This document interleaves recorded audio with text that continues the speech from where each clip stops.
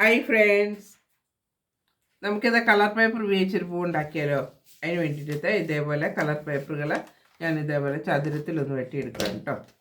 Colour paper ഇതേപോലെ ചതുരത്തിൽ നമുക്കൊന്ന് വെട്ടിയെടുക്കാം. അതിന് വേണ്ടിയിട്ട് ഈ വീതിയിൽ ഒരു 3.5 ഇഞ്ച് വീതിയിലുള്ള ചതുരം ആയാലും മതി കേട്ടോ. അത് നിങ്ങൾക്ക് എടുക്കുന്ന പൂവിൻ്റെ വലുപ്പം അനുസരിച്ച് നിങ്ങൾക്ക് വെട്ടിയെടുക്കാവുന്നതാണ്. ഇത്രയുള്ളൊരു പേപ്പർ ഞാൻ ഇതേപോലെ ഒന്ന് വെട്ടിയെടുത്തു. ഇതൊരു 4 ഇഞ്ച് ചതുരം വരും കേട്ടോ. അത്രയുള്ള ഒരു ചതുരത്തിലുള്ള ചെറിയ പൂ വേണമെന്നുണ്ടെങ്കിൽ അതനുസരിച്ച് എടുക്കാം. എന്നിട്ട് അതിങ്ങനെ കോണായിട്ടൊന്ന് മടക്കി കൊടുത്തു. എന്നിട്ട് സെൻറ്റർ ഒന്ന് നമുക്കൊന്ന് മാർക്ക് ചെയ്യാം. ഇതേപോലെ സെൻറ്റർ ഒന്ന് മാർക്ക് ചെയ്തു. അപ്പോൾ ഇതാ സെൻറ്റർ നമുക്ക് കിട്ടി. അതിന് ശേഷം ഇതേപോലെ ഒന്ന് കോണായിട്ട് ഇങ്ങനെ ആക്കി കൊടുക്കുക. ഇവിടെ നിന്ന് ഇങ്ങനെ ഇങ്ങോട്ടും തിരിച്ച് ഇവിടെ നിന്ന് ഇപ്പുറത്തേക്കും. ഇത് രണ്ടും തുല്യമായിട്ടിരിക്കണം കേട്ടോ. ഇതിൻ്റെ തുല്യ അകലത്തിൽ നമുക്കിത് രണ്ടും മടക്കി കൊടുക്കാം.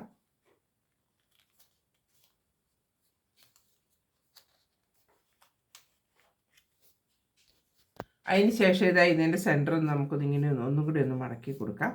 മടക്കി കൊടുത്തതിന് ശേഷം നമുക്ക് ഈ ഭാഗം നമുക്ക് വെട്ടിക്കളയാം കേട്ടോ. ഇതേപോലെ വെട്ടിക്കളഞ്ഞതിന് ശേഷം നമുക്കിത് ഈ രീതിയിൽ നമുക്കൊന്ന് വെട്ടിയെടുക്കാം. സെൻറ്ററിൽ നിന്ന് ഇങ്ങോട്ടേക്ക് നമുക്ക് വെട്ടിയെടുക്കാം. അതിനാണ് അത് വെട്ടിക്കളഞ്ഞത് കേട്ടോ. അല്ലെങ്കിൽ ഇവിടുന്ന് മുതലാണെങ്കിൽ നമുക്ക് ഇങ്ങനെയൊന്ന് വെട്ടിയെടുത്താൽ മതി. ഇങ്ങനെയാണെങ്കിൽ ഇവിടുന്നാണെങ്കിൽ ഇങ്ങനെ വെട്ടിയെടുക്കാം. അല്ലാന്നുണ്ടെങ്കിൽ സെൻറ്ററിൽ നിന്ന് മുതൽ നമുക്കിത് ഈ രീതിയിൽ നമുക്കൊന്ന് വെട്ടിയെടുക്കാം.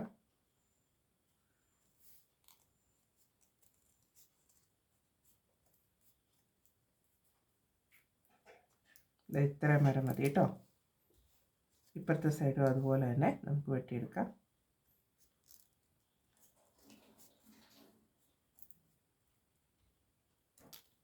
ഇതേപോലെ ഞാൻ വെട്ടിയെടുത്തു. ഇത് നമുക്ക് തുറന്നൊന്ന് വയ്ക്കാം.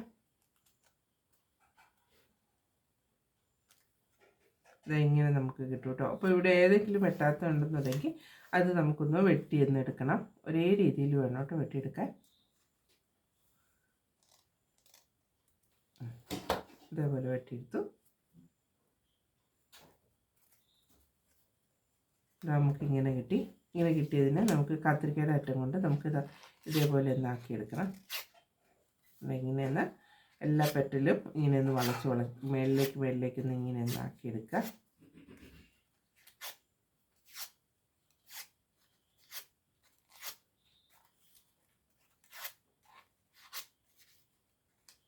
ഇങ്ങനെ വലിച്ചു കഴിയുമ്പോഴത്തേക്ക് ഈ പെറ്റലുകളെല്ലാം ഇങ്ങനെ മേളിലേക്കായിട്ട് നിൽക്കും.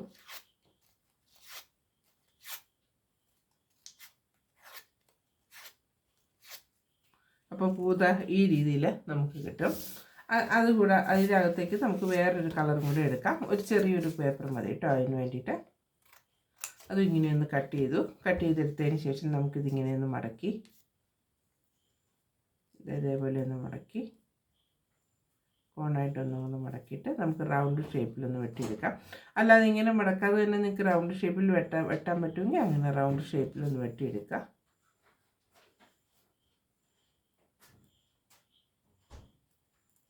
ഇതേപോലെ റൗണ്ട് ഷേപ്പിലൊന്ന് വെട്ടിയെടുത്തതിന് നമുക്ക് ഇതേപോലെ ചെറുതായിട്ടൊന്ന് കട്ട് ചെയ്ത് കൊടുക്കാം. ഇത്ര മതി കേട്ടോ.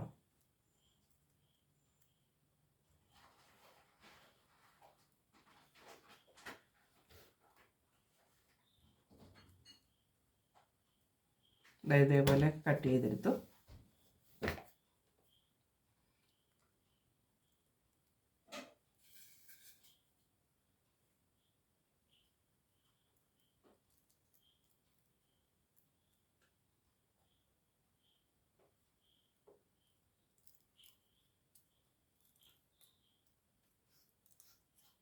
അതിന് ശേഷം ഇതിങ്ങനെ തുറന്നിട്ട് ഇതും അതുപോലെ തന്നെ കത്രികയുടെ അറ്റം വെച്ച് നമുക്ക് ഇങ്ങനെ ഒന്ന് ആക്കി കൊടുക്കാം.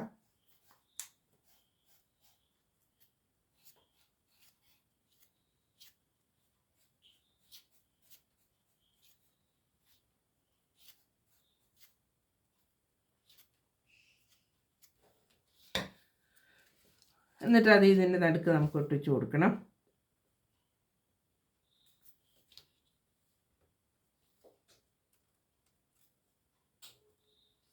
ഇതേപോലെ ഒട്ടിച്ചു കൊടുക്കുക. പിന്നെ നമുക്കിത് ഇതിൻ്റെ നടുക്ക് വേണമെന്നുണ്ടെങ്കിൽ ആവശ്യമെന്നുണ്ടെന്നുണ്ടെങ്കിൽ നമുക്ക് ഇതിനെ റെഡ് തന്നെ നമുക്കൊന്നും കൂടെ നമുക്ക് ഒട്ടിച്ചു കൊടുക്കണമെങ്കിൽ ഒട്ടിച്ചു കൊടുക്കാം. അതും ഇതിനേക്കാളും ചെറുതായിട്ടൊരു ചതുര കഷ്ണം നമ്മൾ എടുത്തിട്ട് നമുക്ക് അതിൻ്റെ നടുക്ക് നമുക്ക് ഇതേപോലെ തന്നെ നമുക്കൊന്ന് ഒട്ടിച്ചു കൊടുക്കാം. ഇങ്ങനെ തന്നെ ചെറുതായിട്ടുള്ളൊരു ചതുരം ഒരു റൗണ്ട് ഷേപ്പിലെടുത്തിട്ട് ഇതിനേക്കാളും ചെറുത്, അതായത് നമ്മൾ നീല കളർ എടുത്തില്ലേ അതിനേക്കാളും ചെറുതായിട്ട് ഒരെണ്ണം കൂടെ നമ്മളെടുത്തു. അതും ഇതുപോലെ തന്നെ ചെറുതായിട്ട് കട്ട് ചെയ്യുക. എന്നിട്ടത് തുറന്നിട്ട് ഇതേപോലെ തന്നെ ചെയ്ത് ഇതേപോലെ അതിനേക്കാളും ചെറുതായിട്ട് ഒരെണ്ണം എടുത്തു. അതും ഇതിൻ്റെ നടുക്ക് ഞാനൊന്ന് ഒട്ടിച്ചു കൊടുക്കുവാണ്. ഇതിൻ്റെ നടുക്ക് നമുക്ക് ഒട്ടിച്ചു കൊടുക്കാം. ഇതേപോലെ ഒട്ടിച്ചെടുക്കുക. പിന്നെ ഇതിൻ്റെ നടുക്ക് ഒരു മഞ്ഞ കളർ ഒരു പേപ്പർ ഒരു ചെറിയ റൗണ്ടിൽ നമുക്കൊന്ന് വെട്ടിയെടുത്തിട്ട് ചെറിയ റൗണ്ടിലൊന്ന് വെട്ടിയെടുത്ത് അതിൻ്റെ നടുക്കായിട്ട് മഞ്ഞ കളർ പേപ്പർ ഒന്ന് ഒട്ടിച്ചു കൊടുക്കാം.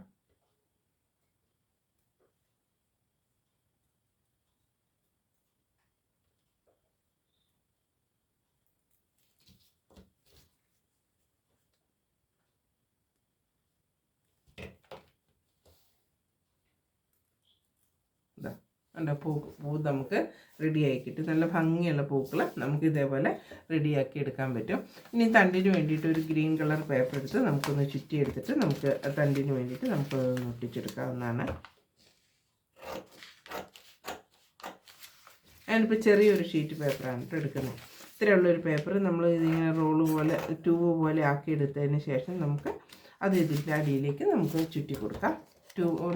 ഇങ്ങനെ നമ്മൾ ട്യൂബ് ഉണ്ടാക്കുമല്ലോ, ട്യൂബ് ഉണ്ടാക്കിയിട്ട് നമുക്ക് ഇതേപോലെ ഒന്ന് ചുറ്റി കൊടുത്താൽ മതി. ഇതേപോലെ ട്യൂബ് ഉണ്ടാക്കി എടുക്കുക.